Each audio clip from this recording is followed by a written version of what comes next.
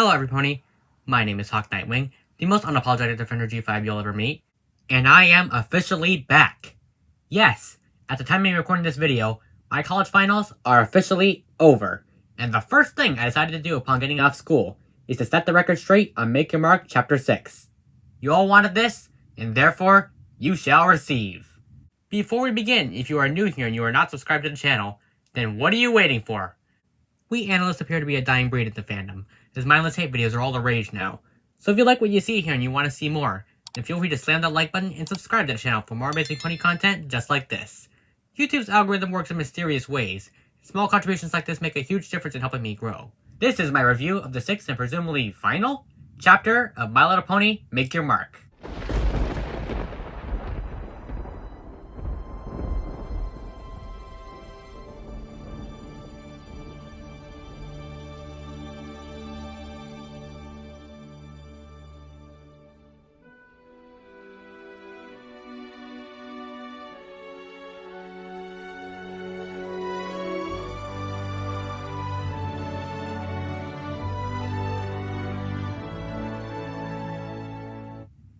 Now, I'm going to be really honest here. I was really scared for this chapter. There's a reason why I didn't put out any videos discussing my theories and speculations for its release, and lean more into my own story finale with Redeemed. Heck, not even when we got the absolute bombshell of a reveal that was Spike returning in the flesh, possibly to stay, I don't know, did I make a video about it. Because if I was to tell you guys the truth, the Tired Tale spoiler episodes really bummed me out quite a bit and jaded me. I didn't like how they were spoiling so much about Chapter 6, so much to the point where it felt like they didn't even trust the final product to speak for itself. The episodes themselves were great, don't get me wrong, but it felt like they weren't even trying with the release schedule and just put out whatever they wanted, with no regards to proper continuity. I didn't really talk about my conflicted feelings in depth, mainly because I seemed to get flack from someone in the comments whenever I even remotely criticized something about G5, like the pose abuse thing, you know. And I don't mind that, really. I mean, I'd rather live in an environment where you're not allowed to criticize anything about this generation, rather than the current cesspool of toxic negativity that the fandom is currently embroiled in, where talking trash about the franchise you presumably love has become the norm. Yet, those were feelings I still had, and I couldn't ignore them. And the fact that the purpose of my channel is to defend G5, if I ever spoke about my true feelings regarding the spoiler episodes and how they really irked me, I would be betraying my whole message. So I kept quiet about the whole thing and just paused my content. It was the perfect time for me to do so anyway, as I wanted to finish the Misty Saga by Chapter 6's release anyway, so the situation was a bit of a double-edged sword to say the least. I was also really worried that they wouldn't be able to properly pull off the Opaline arc and end it. There was a lot of moving pieces and story to be had, and I already got my hopes up that Opaline would be defeated in Chapter 4, and I didn't want to get my hopes up again. So I was a bit skeptical about everything going in.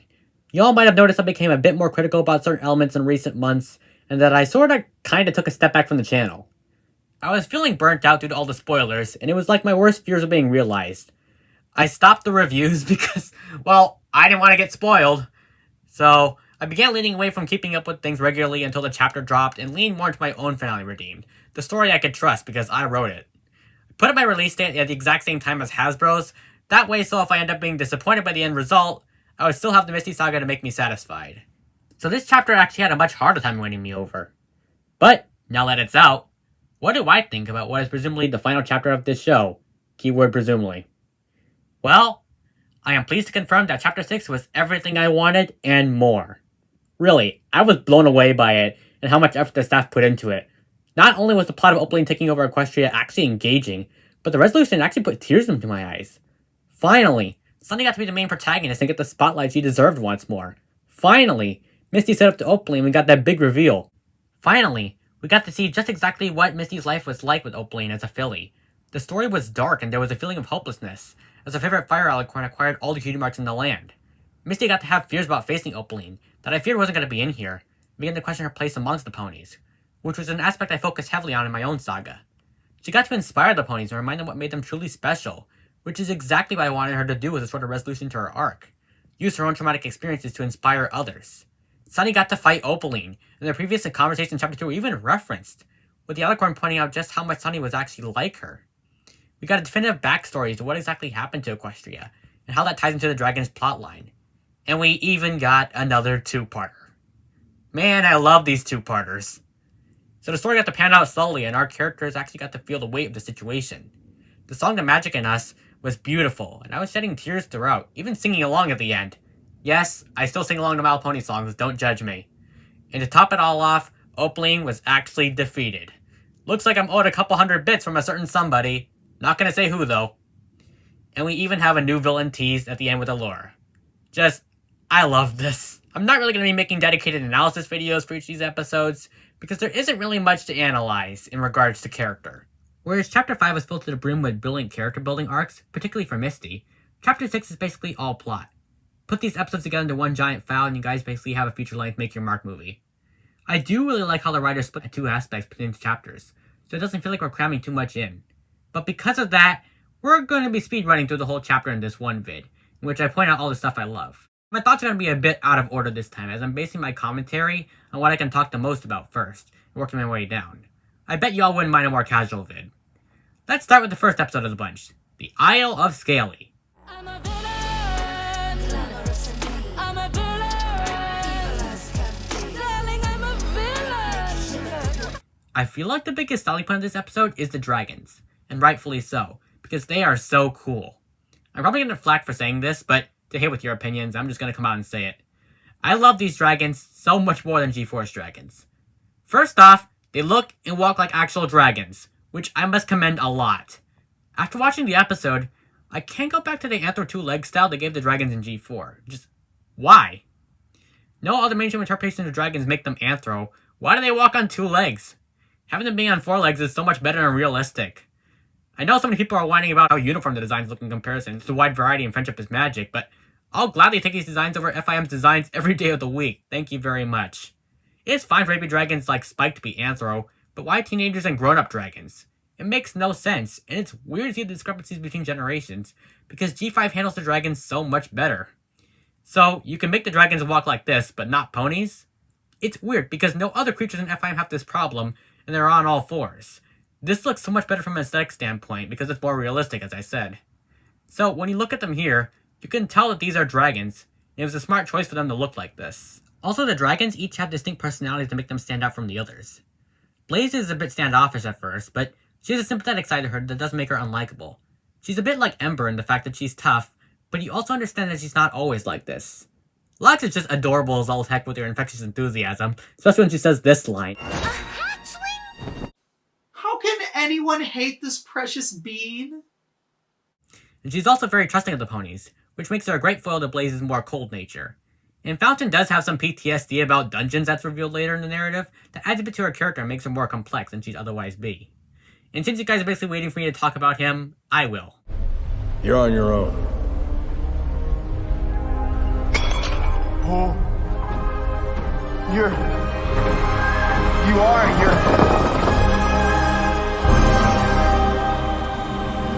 Yeah. I'm Batman. It was so great to see Spike again and catch up with him. I actually understand why he'd be so willing to help the ponies, considering his past experiences fighting alongside them. I know some have problems with his voice, but I thought it fit. The new VA has an excellent grasp on the wit and charm that Kathy Wesluck brought to the role, and his deeper voice complements the fact that it's been several hundred moons since we've last seen him. Spike really comes off as more wise and intelligent here, and I do appreciate this evolution from him. Add to that, he seems to be more of a Star Scroll-like figure now, with some of his occasional serious mannerisms.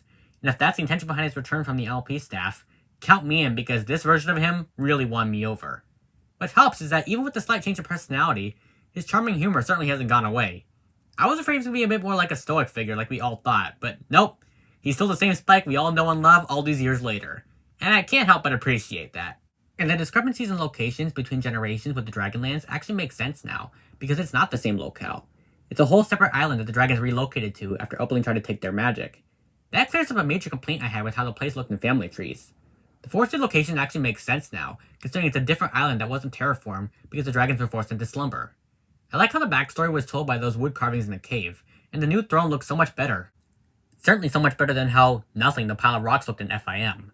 This actually feels like a temple that the Dragon Lord would reside in, and it makes them to an actual civilized society instead of the brutish archetypes they were in the days of yore. Whatever led the Spike taking the position of Dragon Lord from Ember, it was clearly the right call because he reformed their society a whole lot. They also have cutie marks. I don't know why.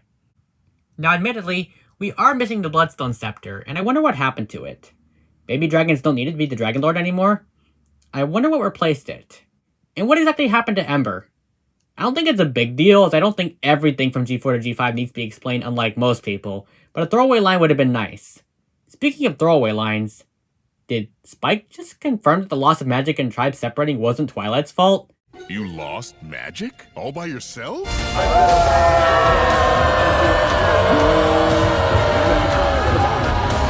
What a great honor to be able to introduce for the first time ever anywhere the 45th president. Oh dear, you guys need some ice for that burn? I do appreciate how Sunny takes initiative here when asking the dragons for help. She has more agency here than she does in previous chapters, and it makes me so happy that the writers remembered that G5 is her story first and foremost. We'll get to that in a bit. Before I get on with my only gripe of the episode, I want to take a moment and talk about Opling's villain song here. It absolutely slaps. Now, obviously, this has got nothing on the absolute queen of earworms that is a song from Opling alone, but it doesn't have to be. In fact, I commend this song for taking an entirely different approach from the previous one. Whereas the Tired Tale song was bombastic and theatrical, this song is more eerie, with a hypnotic rhythm that honestly fits what's being shown on screen. This is the scene when Opling possesses the dragons, and this is absolutely the kind of lullaby that would put you in that sort of trance. The deceptive orchestration, the low lead vocals, and the way that the beat transitions from the low notes to the bombastic main chorus seems designed to throw your brain in for that sort of loop. You're supposed to feel the sort of disorientation that Lava and Jade are feeling in this scene. The visuals appropriately use a smoky purple background and minimal other elements. Now normally, this would be a cause for concern, but in this case, it isn't. Mainly because the song is getting you to focus on one thing and one thing only.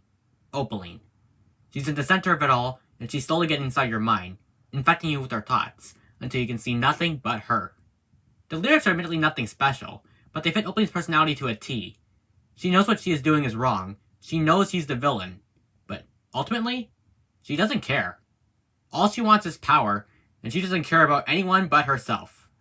She wants you to give her your sole attention, and she doesn't give a flying feather about how you feel in the process. The possession itself is quite creepy. You see how the dragons attempt to fight back against the mind control, but as the chorus swells again, you see them succumb to it just as the viewer does. I'd argue that this song was a genius last hurrah for Opling, even if it doesn't beat the song she sang in Tired Tale.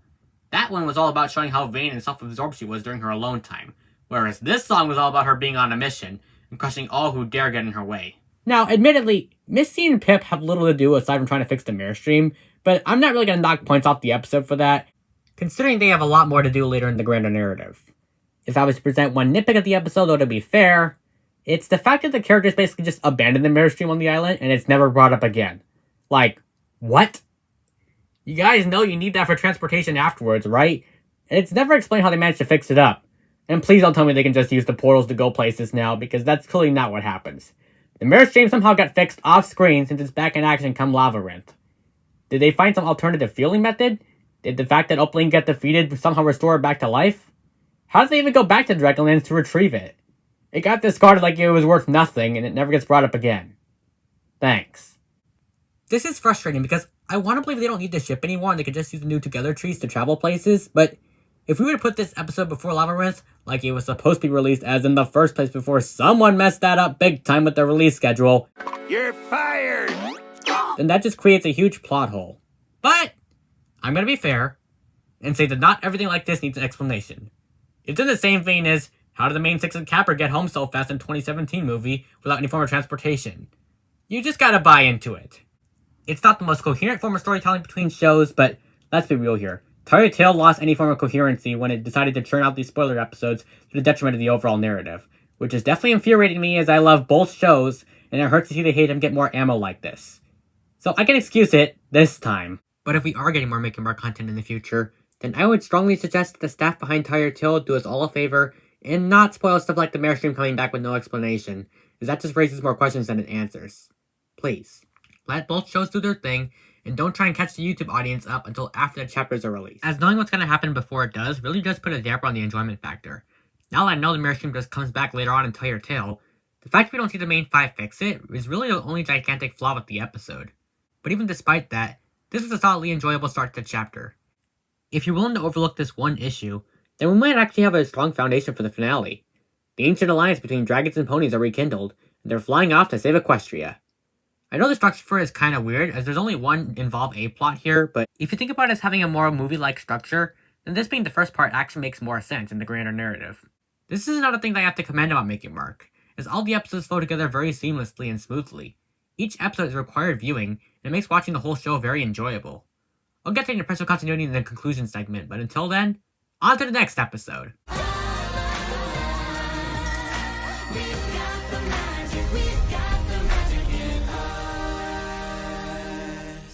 Yes, I'm counting The Roots of All Evil Parts 1 and 2 as one episode like I did for Family Trees, don't judge me.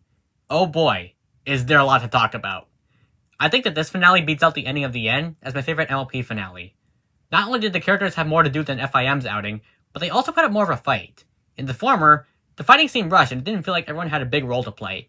The pillars were taken out way too quickly, the royal guards were useless, the main six barely do anything, the reinforcement army does literally nothing except hold up a shield, the young six were sidelined, literally everything about the Grogar twist.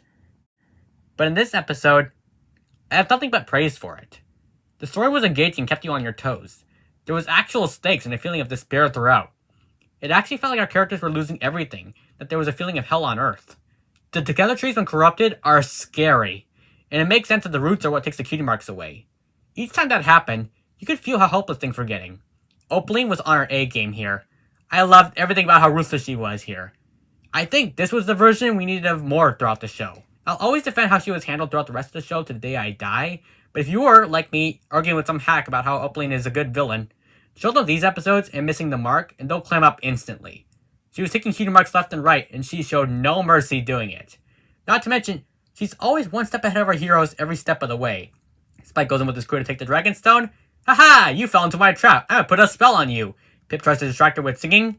Turns out, it wasn't Opaline that was tricked. She was waiting for this the whole time and just burst out of that bag like it was nothing. Misty tries to reform her. Nah, friendship is for losers. I can take whatever I want. Bye-bye. If I was one of her targets and I saw how ruthless she was being here, I'd be all like, nah, you can take my cutie mark. I didn't want it anyway. Where was this level of ruthlessness throughout the rest of the show? It makes repeat viewings of the other chapters so much better with this in mind, considering that I was right about how scary she could be if given the chance to do so. If I was writing the episode, I would have tweaked Elderflower's dialogue when asked who Opaline is, doing her attack on Bridalwood from I don't know to it's the greedy bat! Because it's clear from Chapter 5 that Elderflower was alluding to Opaline when telling the story to Sunny and Zip. At the very least, it would have given the audience a moment of aha! Once the pieces finally fell into place. It's not really a nitpick, just something I would have done to create greater continuity. You know me, even though I like to enjoy myself while watching, my writer's instincts never go away. Pip's song The Old Hanger was pretty pointless, and a bit forced even for my standards, but at least she tried something. And again, it reinforces my point about Opaline being quite threatening and not taking nonsense from anyone. I do love Pip, but I don't know, seeing her get epically owned by Opaline was pretty funny, I'm not gonna lie. It also helps that everyone put up a fight. Each of the main five get their own roles to play when fighting off Opaline, and the ways they do it are very creative. Heck, even Misty gets a little bit of an arc here, or rather the resolution to her entire arc that's been prevalent throughout the show. The scene where she confronts Opaline by her tree ended up being very heartfelt. The Fairy Tale version has nothing on how great the actual moment was. It was perfectly in character for her to be the one to sympathize with Opaline, and offer her a way out. I was afraid she wouldn't get that heart-to-heart moment considering all the moving elements, but I still loved seeing this. She uses her empathy to tear down the walls Opaline has built up for herself, and even though it was ultimately in vain, it's ultimately the thought that counts. And not only do we have dramatic reveal, we get to truly witness how much Misty has grown and evolved as a character since her initial introduction in Chapter 2. She really has become one of, if not my favorite character in G5.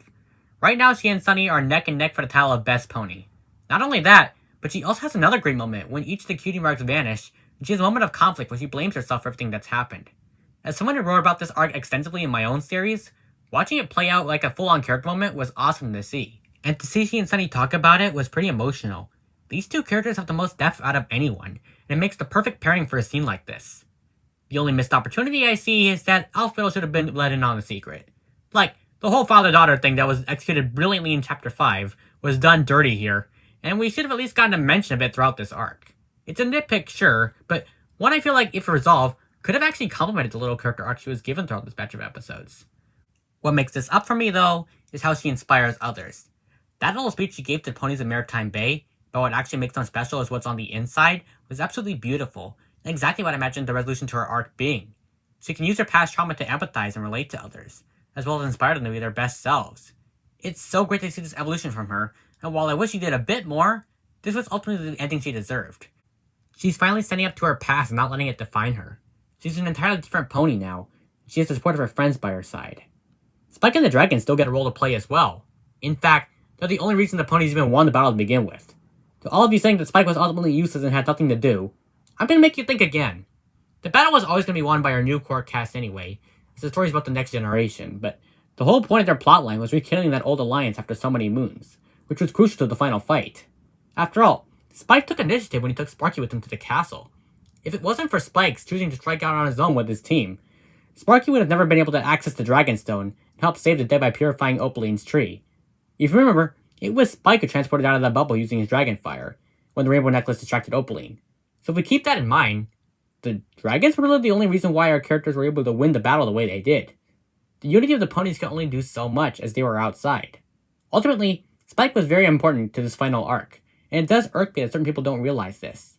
Not only was he perfectly in character from his previous appearances in G4, by choosing to lead his team of dragons against Opaline, he was legit the only reason why Opaline was even defeated. Without him, Opaline would have won, even with the combined efforts of the ponies. With this in mind, I found Spike to be perfectly in line with the previous appearances. In fact, he might even be better handled this time around than in FIM, as no longer is he a butt monkey only existing for comedic relief that only gets a nod at the literal end of the show. This time, he's an actual smart and intelligent leader who knows how to get things done. Not that he didn't take initiative before, he certainly did in two-parters like the Crystal Empire or regular episodes like Power Ponies, but he comes off as much more focused and wise this time around, while still retaining his same charm and personality he did all those moons ago. It's a tough balancing act. I was very impressed with how they handled him this chapter. Sunny in particular was on her A-game in these episodes. Finally, she had agency again and got to be a main character. From how much I loved her in the new generation, going so far as to say that she is a better protagonist than Twilight, which I still stand by the way, fight me. It was so good to see the writers remember the pony who started it all and give her an actual role to play. This bit of inner conflict she had was great to see.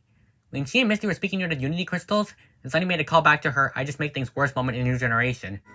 I'm not a leader. I'm just a pony. A pony who can't ever stop stirring up trouble. My jaw genuinely dropped. I was like, yes, the Sunny I fell in love with in the movie is finally back. Because it's these moments of characterization that make her who she is. Here, she's given an arc worthy of her status as the main protagonist, and no longer can you say that she's boring. This is the Sunny I know and love, having doubts about who she is and her place as the leader of Maritime Bay, but still having the courage to step up and do what's right when it matters the most. This is the characterization I wanted from her all along, and she finally gets the focus that she so desperately deserves. You really feel her despair each time the cutie marks vanish, and I've seen the complaint that she suffers from the same main character does nothing trope that Twilight suffered from in the ending of the end, but I'd argue that she actually doesn't. Because here, she's actually doing something by protecting the Unity Crystals. As the last help for Equestria, she has to be the one to protect them in case something bad happens, and she has good reason to do so as well. Unlike Twilight, who basically gives up when things don't go her way, has to be pep-talked by her friends. In which case, it was a sweet and beautiful pep talk, but I far prefer a protagonist like Sunny, who, even in spite of the fact that all hope is lost, and the crystals have basically been rendered inactive, she still has the courage to go out and get the job done. When she was facing Opaline alone, it was exactly what I wanted. Their previous conversations in Chapter 2 were even referenced, with Opaline tempting her towards the dark side again, and saying that they aren't so different from each other. And while it is cliche villain talk, there's actually a layer of truth to it. Both Sunny and Opaline were in positions of power and harness artifacts, but what makes Sunny different is that she uses her responsibility as a means to help those around her. She uses her powers for good, and Opaline used it for evil. Opaline let her bitterness to those around her shutting her and cutting her out grow to the point where she lashed out and tried to take over the world in retaliation.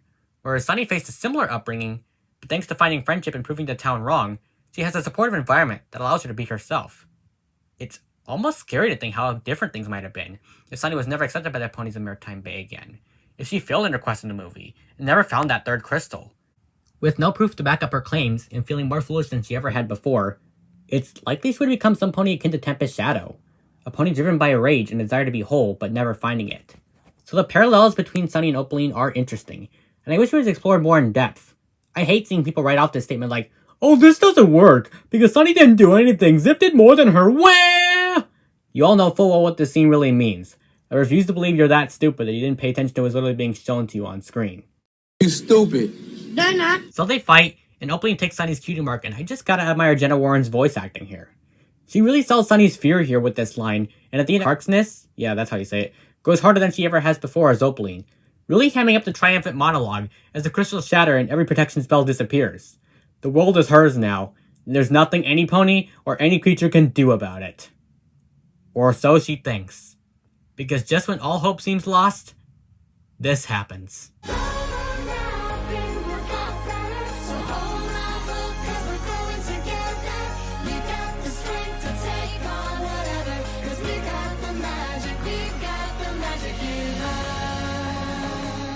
This song was beautiful, and as I said, had me singing along to it while I was crying like a baby.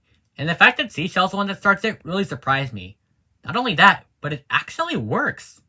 It perfectly complements the very premise of this show, making your mark on the world and teaching friendship to the next generation. Seashell is representative of the audience taking what they learn and applying the lessons from the show in their own lives. From being an almost nothing character to the pony who takes initiative when all hope is lost, Seashell really had come a long way.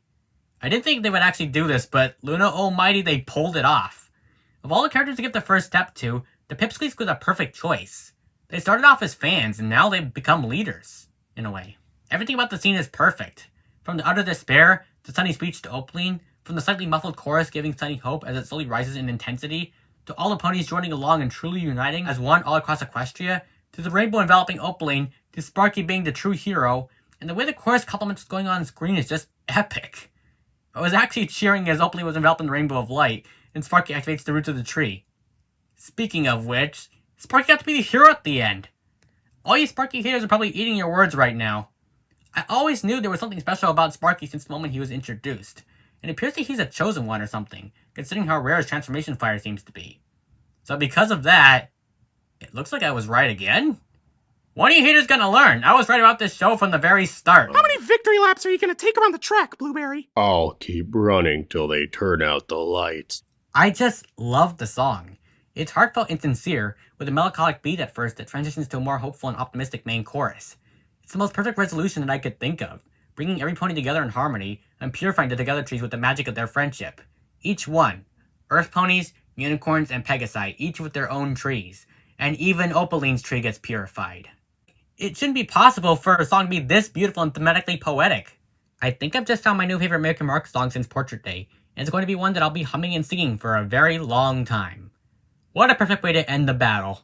And Opaline is finally defeated, buried inside a new Together tree that goes through Opaline's lair.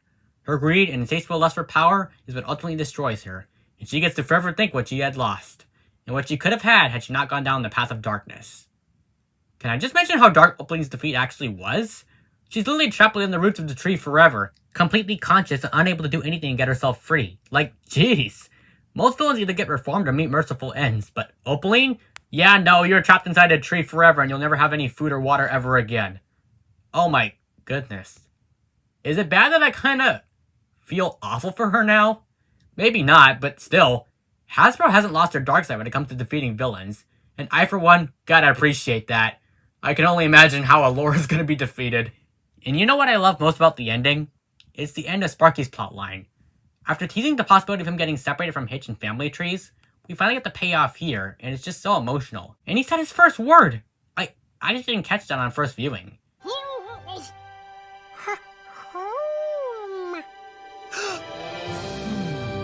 Oh, I promised myself I wasn't gonna cry. This just makes me love the scene even more, and I just can't get enough of how Spike is the one to initiate this. He uses past experiences with the ponies to give Sparky a choice between staying with Hitch or returning to his own kind and becoming a leader eventually. It was the same choice that he was given in Gauntlet of Fire, and this is a pretty emotional callback to that. This was the perfect finale two-parter to the Opaline arc, and the Making Mark series as a whole. Honestly, Chapter 6 so far has been absolutely incredible, from both the story and character standpoint. It wraps up everything that was set up in Chapter 1 in the most epic of fashions, and serves as a reward to everyone who has stuck with the series thus far. I'm sorry, how do people not like it again? I should expect anything from the community at this point. So this is normally where I would jump to the conclusion. So that was this, what did you think, all that jazz? Well, it turns out we're not done yet. There's still one more episode to go. Our shine time, we're only getting brighter. We're glowing up together. We shine, shine, shine. Lastly, I want to talk about the Secrets of Starlight special. It was not what I expected, to say the least. No Starlight Glimmer, no giant story packed with lore, but ultimately, I think that's a good thing. For one, I appreciate how it takes the Rainbow Road Trip approach, and has the main plot be about helping a community in need. Now, it's not as interesting as Rainbow Road Trip, but I can at least admire the attempt to go in that direction. It's these kinds of more personal stories that lend themselves well to specials, and I do appreciate that. I also think this is the best special in the series. I understand that's not a very high bar to clear considering they're slightly lower quality compared to normal episodes, but I do have to praise the special immensely. Not only do we have a new villain that's introduced, but the mystery is actually intriguing, and the fact that we have this whole other realm of ponies in Starlight Ridge is actually something I didn't expect. And it opens up several possibilities as to what exactly the realm of Starlight Peaks actually is. Is it a whole separate planet from Equestria? Is it an entirely new territory? The possibilities are endless. I hope they explore this location more. Allura is a very threatening villain, and you can just see that by the way she carries herself, and the effect she has over the other ponies. I mean, she can mind control you just with her words. She's already better than Opaline, and that's saying something coming from me, considering how much you all know that I loved her as an antagonist throughout the series. She appears to have this history with an unseen brother trapped in the stars, which actually adds to her desire to find that special star. And now that she's found her way to Equestria, I cannot wait to see how Terra Till is going to build up the next narrative arc with her in these next few specials. For introduction alone, she's already an antagonist I can get behind. She has this creepiness that makes her really entertaining to watch on screen. My biggest fear with G5 going forward was that post Make Your Mark, there would be no villain. We'd just be getting a bland G3 light story with no central antagonist, with Tell Your Tale. But nope, we already have a new villain, so those fears have been put to rest. Her animal sidekick on the other hoof is just an annoying bunny that I don't really like. I'm sorry, but I can't get behind this character. I'm with Phelan Cortez on this one. What is his deal? The special really showed him to be an incompetent doofus with how easy the Nova Charm was stolen out from under him. I mean, really. I probably shouldn't think about it too much, considering he's meant to be, you know, the typical henchman that gets everything handed to him in a comedic fashion, but I don't know. In the end, he's just a discount Angel Bunny if he was evil, and I kinda expected more from him. Heck, I don't even remember his name. I mean, I've just been calling him the evil sidekick or the bunny this whole time. That should tell you something. Okay guys, I gotta cut in here. I just remembered his name is Twitch. Only time will tell if he becomes a more competent sidekick going forward. Back to the positives, Violet Frost is a really good character for the little screen time she has. It's refreshing to see a leader figure that isn't a maniac hiding under a nice facade, and her kind of meaner again reminds me of Mayor Sunny Skies from Rainbow Road Trip. It's nice to see that G5 is breaking away from the terrible cliches that plague much of FIM by showing Queen characters as figures of authority in a not evil manner. Her fears about protecting the village comes off as genuine. When she accepts the pony's friendship, you buy it. But the character with the most potential out of everyone in this special, though, has to be Comet. Oh boy, am I excited for this character. He seems to have joined the new main 6 at the end as the 7th member, and I cannot wait to see where his character goes from here. He comes off as earnest in his desire to explore the world outside, and if they commit to giving him focus like they've been doing with Misty, then I can't wait to see what they will do with him. He's quite likable, and I especially love the part where he and Izzy bond over trip skating. He seems to have the most development out of everyone in the new cast. I think that's fitting. Judging by the recent Tire Chill episode that came out today, he appears to be a mainstay in the rest of G5. So you know what that means. Fanfiction admins, get this guy his own character tag pronto! I want to write for him so bad. Oh, okay guys, I actually have another update. I did write for him. The story is called A Passing Comet. Go read it, please. Yes, this is shameless marketing, but, you know, you'll like it, I hope. It's my first romance story. Please read it. I really like the songs sprinkled throughout this special. Now, I don't think they are instant classics like the other two throughout this chapter, but they're still bangers. My favorite song out of this special has to be Starshine Time, sung by Violet Frost. This has got to be the most unique song out of the whole lot for this generation. First of all, the flute creates an instantly distinct rhythm, and I like how its usage implies that the Aurochorns have their own style of music. That's a very interesting case of implied world building that may have been intentional on the writer's parts. The dance sequences and the visuals associated with them complement the lyrics very well, and I can see why it is many people's favorite. And I also loved how it was reprised in the climax, almost turning into sort of like a battle anthem or something, as the ponies rebel against Allura's control over them. With little creativity is a little less memorable, but I still appreciate listening to it. It has this upbeat tune associated with it that you can't help but love, and an infectious energy that'll get you dancing and humming along to the beat, even if you don't remember the lyrics, and it fits Izzy's character very well. Finally, Izzy gets her first solo song in this series, and it did not disappoint. Even if it doesn't beat the previous song, it is still pretty catchy in its own right. And you won't regret listening to it. The lesson on what makes a leader is what's on the inside is a really nice message, one that kids can digest easily. You easily see the contrast between Violet Frost and Allura, and how the former earns her leadership over the town, while the latter only takes it by force. The way Allura is banished is quite silly, but you can at least buy why a snowball fight would lead to this resolution, due to it having healing magic within it that can break the trance. That at least makes the solution plausible, unlike whatever the fix was for the Troggles in Bridalwood stock. This resolution, however, has actual setup. There's actual reason to watch this special, as if you don't, you'll be completely lost on who Allura even is and what her history is with the ponies. So don't think this is a skippable special like the others. You need to watch it. Trust me, you'll thank me in the end. Interestingly, this special doesn't really feel like an ending to the Make Your Mark series as a whole. I mean, the Roots of All Evil 2-part would have been a perfect place to end everything if we exclude that last bit with the portal opening up. But the way Secrets of Starlight is placed at the end of the chapter raises a lot of questions. It seems to set up far more than it does conclude, and I guess that's because it's not the end of G5, and more so the prologue to the next narrative arc. But why the series has to go out like this is intriguing to think about, and it makes me think we might get to see more of this series after all once 2024 concludes. Put a pin on that note, because I will be getting back to it in the conclusion segment. So, that was Make Your Mark Chapter 6, the presumably final installment in this first narrative arc for G5 post-movie. My verdict is, it was as close to perfect as LMP could get. Is it better than Chapter 5, which I held as being the best installment overall in this show?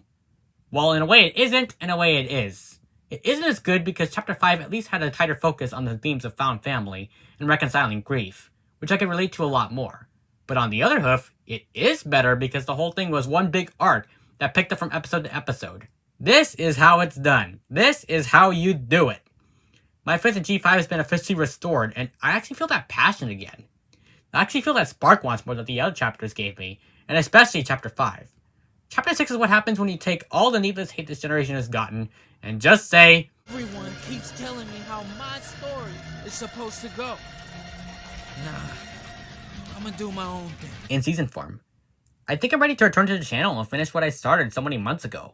I actually feel the drive to go back to the old grind and start pumping out videos regularly again, especially finishing the New Generation Defense video. I understand a couple of you in the audience may not like it, but can you at least understand where I'm coming from? If I wasn't able to change your mind, I hope you at least understand why I think this entry to the show was solid. But what do I think about Make Your Mark as a whole? Now that the show is presumably over, what does this chapter say about the rest of it? Well, you all know the answer to that by this point. It's a more than worthy successor to Friendship is Magic, and even surpasses it in many areas. Now I know this statement's gonna cause a lot of downvotes on this video, and to that I say, do it if you must. I don't care. I only know how I feel. I'm not gonna sugarcoat what I say just to please the masses. If you're that insecure and protective over G4 that you rage quit whenever anyone says anything remotely positive about this generation, then you seriously need mental help. I've seen some truly awful takes on this chapter from pretentious ponytubers who are clearly out of touch with reality, and I'm just gonna say it. As of now, G5 is better than G4. At least in Make Your Mark's case. I know that I've said this a lot during videos, so to avoid sounding repetitive, I feel I need to clarify my statements and explain just why exactly I feel this way. I'll always credit FIM for making me a hardcore MLP fan and changing my life, but at the same time, I can't deny that Make Your Mark has left a much bigger impression on me and really comes off as a superior series in so many instances. Yes, FIM had more time to make an impression as it had 10 years on the air as compared to Make Your Mark's 2 years. Yes, its world is more expansive and fleshed out, but that doesn't matter. Friendship is Magic never knew what it wanted to be, and the lore-focused narrative half was always fighting with the slice-of-life story half. It was never conceived with an overarching goal in mind, and the constant rotation of creatives resulted in some of the worst episodes to ever bear its name during its twilight years. But Make Your Mark was the product of a singular vision. It was a unique show that dared to go places that FIM never would. Not only do the chapters tell one coherent story over the course of 3 seasons, and seamlessly flow from one episode to the next, as opposed to the more loose structure of FIM, but the identity of the show was quite clear. I'd argue it knew exactly what it wanted to be. It knew its vision. It was a beautiful character-focused show that tackled complex themes and relatable narratives. It knew how to balance fun with serious drama, and understood the assignment it was given. It knew how to tell a story, and the way this chapter adds the previous ones is just something that cannot be understated. Case in point, remember the scene from Growing Pains? Turns out that wasn't just any old tree that the main 5 grew to stop the giant berry, meat from 2022, you silly old doofus. That was actually a Together tree. And remember Sparky's little healing magic thing that he did to the roots? Turns out, that got paid off here in the most epic of fashions. They had this story planned out from the very start, and it just adds to the rewatch value of this show. Like, you cannot tell me that Make Your Mark doesn't have any impressive continuity with itself. Starstrike can spout his nonsense about the show's supposed quote-unquote lack of continuity all he wants, but the facts don't lie. This show had the ability to make even the tiniest moment significant, and that is an impressive feat that is next to impossible to pull off. But these people did it. I will never understand nor forgive the unjust hate that this show and G5 has been given by the fandom. I can't wait to release my defense videos on it and humiliate everyone who gave this talented staff behind this generation flack for no reason. Let this be a lesson to you, and you, And This show was never perfect, don't get me wrong. It had a couple of hiccups here and there, and I will still never understand to this day why this first special basically undercut the entire message behind a new generation with his resolution. But Chapter 2 onwards, just pure gold from start to finish. There were no bad episodes in this series. Maybe a couple of mediocre ones here and there, but that's it. And that is something incredible in itself. Every episode and every chapter had something to say about either the characters or the overarching plot. And for me at least, Chapter 5 will always be the shining example I point to when I say that Make Your Mark is awesome. But Chapter 6 is a close second favorite to me. It can't beat the brilliant character arc that Misty got in the former, but that doesn't take away from this chapter's incredibly tight focus on story and concluding every plot thread in a way that makes sense, and it was incredibly satisfying. This chapter saved me, especially when I had so much uncertainty about the future of this generation post Make Your Mark. But now, I cannot wait to see where things go from here, and I have nothing but hype and excitement for the future of Generation 5. Don't listen to all the negativity surrounding this chapter and show. These people were prepared to hate on it from the very beginning, and went in with a preconceived narrative. Go watch Make Your Mark, you'll be pleasantly surprised. This show may be over, but the impact it had on reigniting my love for NLP cannot be understated. And if it does get picked up again for another run with chapters 7 to 12, then you know I'm gonna be there and seeing what new things they have in store. Because ultimately, I want this show to continue, and I have hope they'll be back after 2024, if the fact that it was in the top 10 children's shows of all time in 90 countries is any indication. The numbers don't lie, and Hasbro would certainly be foolish to ignore them. I have no doubt we'll be seeing more of this show going forward. In the meantime, though, I still have plenty that I want to say about this series. So don't think that my big speech here is the end of me talking about Make Your Mark. Oh, no. Not by a long shot. I'm gonna make sure that the fandom never forgets about this show until its inevitable return, no matter how much they might desperately want to. We may be stuck with Tired Tail for the foreseeable future, but even that has given us its fair share of golden episodes. It may not be as good as Make Your Mark, but over time, it has grown on me. And as long as I continue to give more characters besides Misty God tier episodes in terms of writing, then I have no doubt it'll get there as it improves. Remember, Make Your Mark started from near zero in terms of quality of writing at first, but it shot up dramatically to the point where it's completely unrecognizable from its pilot. So, I bet you that Tired Tail Season 2 will absolutely blow everyone away if they continue to commit to better storytelling. And if this new arc is what we'll be seeing play out next year with the 4 slated specials, then I just have one thing to say to Tired Tail as it carries on its back the impressive legacy that its CGI counterpart left behind. Good luck, and bring it on! But what do you all think? Was Chapter 6 a satisfying ending you all wanted? And did it exceed your expectations like it did for me? Or did it fall a bit short for you in execution? I'd love to hear your thoughts in the comments below. I may have gotten a bit too passionate at some points, but if Chapter 6 wasn't for you, know that you can share that opinion and I won't be butthurt about it. At the end of the day, this is just my opinion. And as long as you're not here to spit on the show or G5, then I don't mind seeing some diversity when it comes to public discourse. That's the fun of it, after all. I mean, like Zip said, how boring would it be if we were all the same? And yes, you might have seen a dramatic increase in the quality of the footage I'm using. That's because I've downloaded the entirety of Make Your Mark from PonyTube and can now do whatever I want with it. And now that Season 1 of Tired Tail is over, school is done for the semester, and I'm off to winter break, and the fact that my faith in G5 has been officially restored to the max, there's a certain passion project of mine that I've been meaning to finish.